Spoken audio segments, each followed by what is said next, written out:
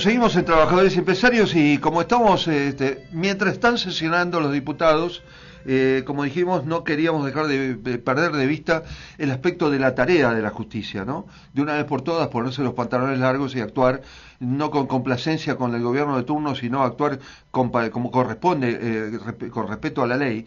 Y como hubo una represión desmedida hace 2 semanas, y ahora parece que esa intimidación surgió efecto, porque hay muy poca gente en el Congreso y demás, pero hubo excesos que me gustaría que lo pudiéramos charlar con un experto en la materia, en este caso el abogado y especialista en Derecho Procesal Institucional y Derecho del Trabajo, David Duarte, que está en comunicación con nosotros. ¿Cómo te va, David? Luis Laugete habla, ¿qué decís? Hola, ¿qué tal? Buenas tardes, Luis. Y saludo a la audiencia. Muchísimas gracias, ¿cómo te va? Bueno, bien. El tema tiene que ver con esto, porque hace 2 semanas, cuando se produjo eso, vos conocés bien el escenario, se habló mucho por los medios, después de un ataque con piedras y una represión de parte de la policía y de las fuerzas de seguridad que se desplegaron en el Congreso. Hubo detenciones por lo menos polémicas, se denunciaron vendedores ambulantes, gente que pasaba por el lugar, hubo escenas filmadas, le dieron vuelta a un auto a un periodista de Cadena 3, pero no hubo testigos en ese caso, y después agarraron a una persona que explicaron, bueno, actuó muy rápidamente el fiscal Stornelli y el gobierno hablando de terrorismo, de que hubo hechos de terrorismo y de golpe de Estado. Yo soy un poco grande, ya conozco lo que es el terrorismo y los golpes de Estado. Lamentablemente en la Argentina no me pareció que eso lo fuera, pero además después se encontró la jueza Servini de Curía con 33 diputados, con 33 detenidos, y tuvo que liberar a la mayoría porque las pruebas no eran muy consistentes. Parece que eran testimonios de policías que decían que uno que le decía el otro. Es decir, ese accionar, yo quiero de vos escuchar un aspecto constitucional de la cosa.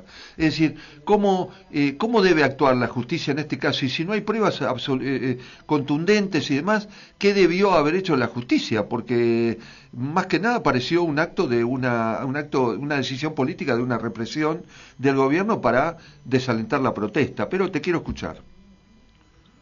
Bien, a ver, en principio ya el protocolo dictado, digo dictado porque se asemeja a una dictadura, el protocolo que se dictó en su momento sobre el accionar de las fuerzas federales, sí, ante cualquier movilización. ¿Cuál es el problema de esto? Nosotros tenemos una constitución de 1853, es decir, del siglo XIX. En el siglo XIX, Juan Bautista Alberdi pensaba un país del progresismo desde el punto de vista liberal, que no contemplaba ni los sindicatos, ni las organizaciones sociales, ni las posibilidades de participación social. De hecho, el nacimiento de la patria se ha hecho con vecinos invitados por carta. La categoría no era que se podía ser solamente propietario. De ahí a 1853 se construye nuestro país sobre bases liberales de libertades que la mayoría del pueblo no tenía. Es decir, la vendedora de empanada, el aguatero, el que trabajaba en los saladeros no tenía derechos. Los actos populares no existía el peronismo, bueno, un montón de cosas, ¿no? No. Primero no existía el movimiento que se generó a principios del siglo XX, sí, donde el primer gobierno de Irigoyen, allí en 1916, claro, advierte la conflictividad social y la problemática social. Hay una serie de normas en esa época que tratan de dar respuesta al problema de injusticia social que generaba el pensamiento liberal en el gobierno. Y esto obviamente fue el dictado de numerosas normas laborales y de participación de los trabajadores, y de conocimiento de a poco, porque eso no fue inmediato. El avenimiento del peronismo en la continuidad histórica, tras el enlace de Irigoyen y Perón, muestran que Argentina entra en lo que se llama Estado Social de Derechos, pero todavía faltaba un eslabón más, que es la incorporación de los derechos humanos o derechos fundamentales reconocidos en textos internacionales de la posguerra de la Segunda Guerra Mundial. ¿Para qué? Para poner fin a los autoritarismos. Autoritarismos tanto por ejemplo siempre Hitler o Mussolini, son gobiernos que fueron elegidos por el voto popular.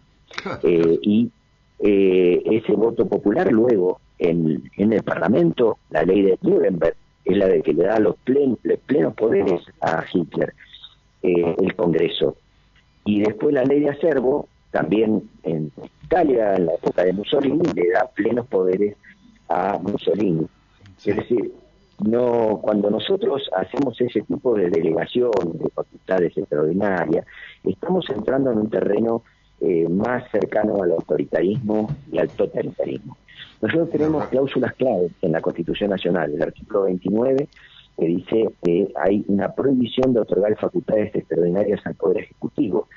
El Congreso no puede conceder al Ejecutivo, ni tampoco a las legislaturas provinciales, a los gobernadores, es decir, a todos los que ejerzan poder, facultades que excedan de las propias que reconoce la Constitución. Y dice al final, actos de esta naturaleza llevan consigo una nulidad insanable y se sujetarán a lo que formulen, consientan y firmen la responsabilidad. Y el 81, que es el 81 del 76, que cierra este aspecto y que nos pone, digamos, de alguna manera como señalando el cuidado que debemos tener y que deben tener los legisladores. El 76 prohíbe la delegación legislativa al Poder Ejecutivo y lo limita solamente a materias de administración y emergencia pública. Todo lo demás es un exceso. Y esto creo que la reacción popular frente a esos excesos es natural. Ahora, como yo señalaba, el avenimiento de los derechos humanos, de los derechos fundamentales, son derechos de las personas, no de los representantes. Porque la Constitución de 1853, en el preámbulo, habla no los representantes, para nosotros, para nuestra posteridad y para todo aquel que quiera vivir. Pero ¿y el pueblo qué pasa? Y el 22 que me dice el pueblo no delibera ni gobierna sino a través de sus representantes, entonces son nada más que los representantes que pertenecen a este pueblo. Y esta es la pregunta que nos hacemos frente a los derechos sociales y la incorporación de los derechos humanos, donde habla de la democracia participativa, que no se agota solamente en el voto, sino también en la libertad de expresión, la libertad de opinión, el de marchar y protestar, porque el derecho a la protesta es un derecho humano fundamental. Y eso tiene que ver con la libertad de opinión, porque así como los medios masivos de comunicación tienen posibilidades de expresarse a través de esos medios, el pueblo no tiene esos medios para expresarse. ¿Cuál es el medio que tiene el pueblo para expresarse? ¿El voto? No. Claro. Eso es una estafa. Es decir, el pueblo puede expresarse en las calles, por supuesto, libremente, opinando. Y esto es la democracia participativa. Eso es la incorporación de los tratados internacionales de derechos humanos en las condiciones de su vigencia. ¿Qué significa esto? En las condiciones, son como lo que los organismos internacionales dicen, y ahí tenemos el informe de los relatores que se alzó frente a ese decreto de Patricia Bullrich que obstaculizaba, que impedía la libertad de expresión pacífica.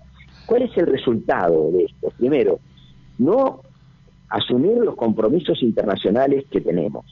Pero claro, con una ministra de Relaciones Exteriores, con las barbaridades que dice, y que es citada por los representantes del pueblo, y ella no va, evidentemente que las relaciones exteriores muy poco le importa, salvo aquellas cuestiones que tengan que ver con intereses económicos financieros.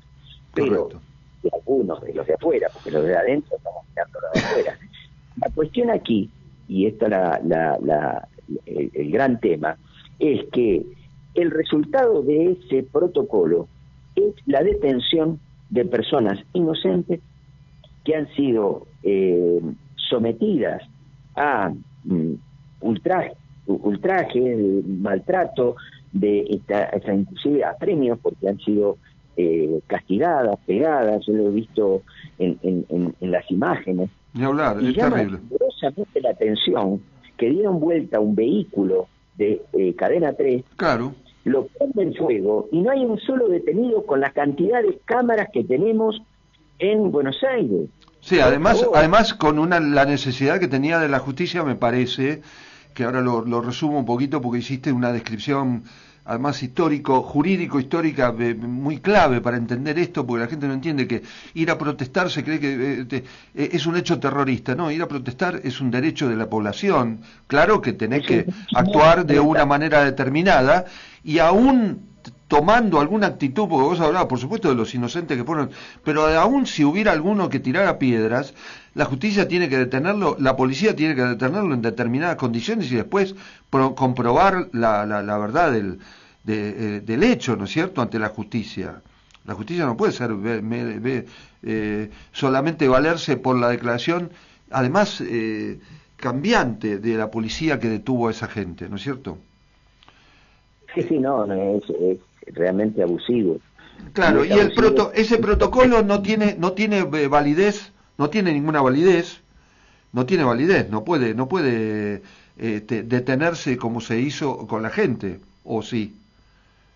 No tiene ninguna. Primero que es un decreto que se dicta estipulando tipos penales, encuadramiento en tipos penales cuando eso es facultad exclusiva de los jueces. Claro. Es decir, el accionar de fuerza de seguridad no están para la prevención del delito. Claro. Pero para juzgar el delito está la justicia. Está la justicia.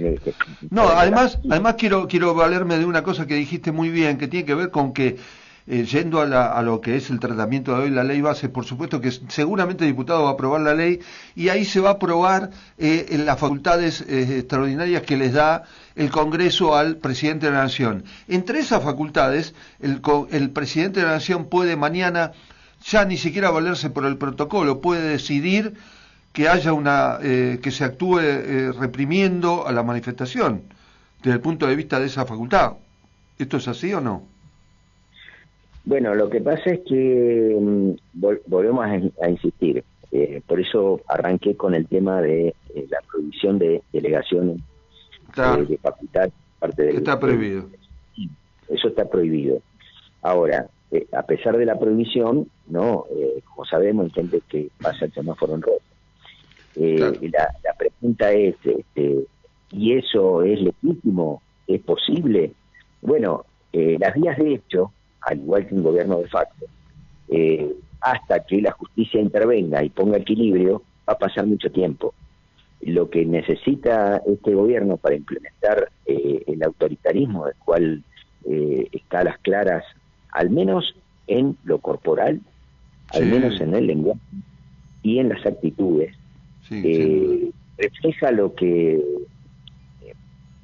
Giorgio Agamben, ¿no?, que es un filósofo italiano, tiene un librito muy chiquito que se llama Estado de Excepción, que analiza los supuestos de excepción. Empieza él y le despierta la inquietud por investigar esto a partir de la ley Patriot en Estados Unidos, con el atentado de las Torres Gemelas, y cómo los derechos civiles en Estados Unidos empezaron a suspenderse. Y esto obviamente es motivo de crítica, de discusión, de debate, y esto motivó para que Giorgio Agamben diga que los gobiernos que se valen de normas de emergencia y que permanentemente están dictando normas de emergencia, en realidad son gobiernos autoritarios, son gobiernos totalitarios que no pueden convivir en democracia. Porque la convivencia en democracia es el respeto de las opiniones, es el respeto de la participación de los representantes y el respeto de la participación de las movilizaciones populares. Es decir, el aval que da el gobierno a través de todas sus actitudes lo convierte en un gobierno autoritario, básicamente, y hasta legalmente. El problema es que si vos necesitas de normas de emergencia que te den plenos poderes para gobernar, eso quiere decir que tenés un sentimiento autoritario. Déjame una cosa con respecto a la actitud de los jueces, porque se criticó también, pero la mayoría de los medios ya lo dan como sentado. A mí me da mucho dolor que se defina un hecho de terrorismo y de golpe de Estado a una manifestación, aunque haya una parte que haya sido violenta, para mí implantada, ¿no? Por supuesto con con infiltrados ahí que lo hicieron, pero bueno, esta es una opinión personal. Pero de hecho, el fiscal Stornelli parece que actuó muy regido a eso, con mucho rigor entregó determinó esta causa bajo esa característica de hechos de represión, de hechos de violencia, y después la jueza Servini, con mucha inteligencia, fue llevando el tema, pero no tuvo elementos, digamos, cómo tiene que actuar la justicia para determinar tantos días todavía hay 5 personas detenidas, sin causa, sin pedirle declaración a la policía, sin rigor. ¿Puede actuar la justicia sin rigor que determine que esa gente no fue arrestada con justa causa, o que cumplieron los deberes, delitos que hicieron? El problema está en la autoridad policial, que es el preventor, digamos. Sí. Supuestamente tiene que haber algún informe policial que afirme determinada cuestión, y como hay un principio de legitimidad, el hecho de que un representante del orden informe que advirtió en la posible comisión de un delito, sí, esto hace intervenir al fiscal, el fiscal dice sí, lo avalo, estoy de acuerdo, por las imágenes, sin comprobar o corroborar si las imágenes de violencia se corresponden con la persona imputada. Todo eso se elevó, o sea, consideraron que esto era así. Cuando después se empieza a descubrir que las personas fueron detenidas a 20 cuadras, 30 cuadras, en otros barrios, que no eran las zonas aledañas donde ocurrieron los incidentes, uno empieza a advertir que la cuestión pasa por otro lado, o la persona que a los gritos decía, yo vendo en la calle. Es decir, hay, como creo yo, sí, una estética del estilo, digamos, de demostrar quién tiene el poder. Claro, a ver, yo me acuerdo un documental de Michael Moore sobre el tema de la salud, ¿no? Él decía que en ese documental, Psycho, dice que, bueno, hay 50 millones de habitantes en Estados Unidos que no tienen acceso a la salud. Él recorre varios países, está en Francia, y dice, pero qué raro que nosotros tenemos los mismos principios liberales, Francia, Estados Unidos, pero son diferentes. Y dice, no, la diferencia es que el pueblo en Estados Unidos le tiene miedo al Estado. En cambio, en Francia, el gobierno le tiene miedo al pueblo. Sí. Esta diferencia, ¿no?, entre uno y otro es cómo se formula una democracia. Claro. Y el que el pueblo le tenga miedo al Estado, que el pueblo le tenga miedo al representante de la ley, es realmente disruptivo de una sociedad democrática, de una sociedad libre, de una sociedad civilizada. Claro. Los resabios, digamos, del autoritarismo, que tendríamos que ya estar superándolos. Acá se han comprobado hechos de terrorismo de Estado. Por lo tanto, todo aquello que se asemeje o tenga parecido a ese estilo o a esa estética de Estado debe ser desterrado de nuestro país. Y tendría que tener un rechazo rotundo de todo el arte político, sí, porque hace un mantenimiento de la democracia y hace al respeto de las instituciones. Y el primer soberano es el pueblo, no hay otro. Ahora, por lo tanto, ahí creo que hay una falencia por parte de este gobierno en no respetar los derechos de las personas. Claro, ahora, yo insistía en esto, la justicia puede intervenir por su cuenta y llamar la atención del gobierno ante futuras acciones que tengan que ver con excesos en la... ¿podría llamarlo? Obvio. A ver, los equilibrios de la distribución de poderes. El poder se distribuye, es decir, el poder del Estado se distribuye en 3 poderes. El poder ejecutivo se lleva adelante y ejecuta las acciones, las medidas de gobierno, lo que es materia de necesidad y que se propone como política o propuesta política en la gestión. Sí. Pero esa gestión debe respetar las cláusulas constitucionales, especialmente la parte de derechos y garantías, porque la parte de derechos y garantías de la primera parte de la Constitución va dirigido a los 3 poderes del Estado. Por lo tanto, el Poder Ejecutivo tiene que respetarlo. ¿En qué marco? En el marco legal, dentro de la legalidad. Ahora, si un decreto claro, me tipifica un tipo penal y me dice que el solo hecho de manifestar en la calle conforma un delito, yo ya tengo un problema. claro, pero Yo ya tengo, digamos, una alteración. Ahora, la justicia, sí, a en eso vez de voy. hacerse eco de esto, debiera oponerse. Y lo primero que debiera hacer es declarar la inconstitucionalidad de una norma que da esas plenas facultades, no al Poder Ejecutivo, se la está dando a un órgano subalterno del Poder Ejecutivo, que son las fuerzas de seguridad. Claro, es decir, que Tendría deberían declarar que inconstitucional fiscalizar. tanto el protocolo como también podría declarar inconstitucional la competencia de poderes de derechos delegados de facultades delegadas al presidente. Ya no se sabe, ahí ya es otra No, cosa. por supuesto que no, es que tendría que declararse la La inconstitucionalidad inconstitucionalidad. de normas. No, pero primero, la delegación, lo acabamos de ver recién. Es Sí. decir, el tema de la delegación de facultades está prohibido por la Constitución No, y está claro. reservado solamente a facultades de administración y emergencia pública.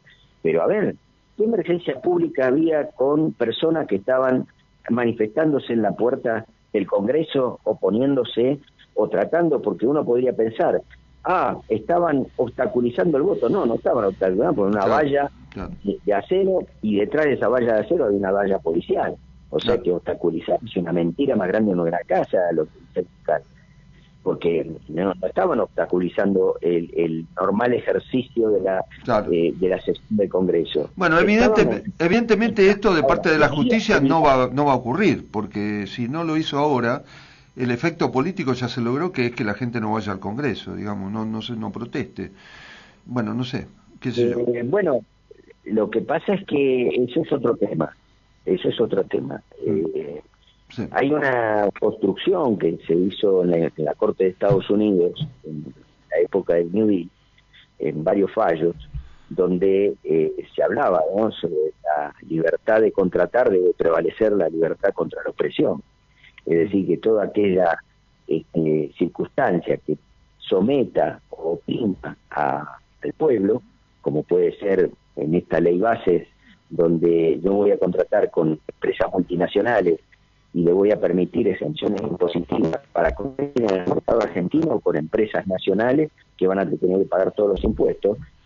No solamente hay una violación del principio de igualdad, sino también allí un trato discriminatorio y además un perjuicio directo a las empresas nacionales. Ahora, Decir, esto lo están tocando los legisladores. decime una Entonces, cosa. ahí, Bueno, yo te preguntaba con prudencia porque no quería aparecer tampoco siendo tan duro respecto de la justicia y tomarme atribuciones que yo no tengo porque no conozco y no soy un especialista como vos. Por eso, pero bueno, quedó muy claro el exceso que han cometido y que la justicia debió haber reparado de alguna manera, ¿no? Está claro. David, te agradezco muchísimo la presencia en el programa, ¿eh? bueno, muchas gracias. ¿Y querés Gracias. comentar? ¿Te quedaste con la gana de decir algo? Decime, rapidito. Mira, simplemente que no estamos respetando los mandatos de normas internacionales, precisamente del 75 y inciso 22, sobre el Pacto Internacional de Derechos Económicos, Sociales y Culturales y el Pacto de Derechos Civiles y Políticos. Especialmente este último, hay una observación general 37 del Comité de Derechos Humanos relativa al derecho de reunión pacífica, Sí. donde prescribe que las reuniones pacíficas pueden promover ideas o objetivos políticos que pueden, obviamente, causar perturbaciones, por ejemplo, la circulación de vehículos, o obstaculizar. Bien. Pero en la medida que haya caminos alternativos, esto es un derecho reconocido como un derecho humano fundamental, ¿no? Y que las Listo. medidas que se tomen deben ser razonablemente proporcionadas, ¿no? Y por lo tanto, lo que no se debe hacer son detenciones selectivas, que es lo que se hizo. Lo David, dice el lo, párrafo 85 de esta observación. Bueno, lo dejo ahí porque, pero no, porque el tema no acabó porque al gobierno le dio buen resultado, lamentablemente, y este tema va a seguir estando, así que te voy a seguir llamando. Te agradezco mucho la participación en el programa, ¿eh? bueno, Gracias. Gracias por todo. David Duarte, abogado especialista en Derecho Procesal Institucional y Derecho del Trabajo, estuvo en Trabajadores y Empresarios. Ya volvemos. ¿Sabías que en Quilmes tenés un centro municipal de zoonosis? Podés comunicarte de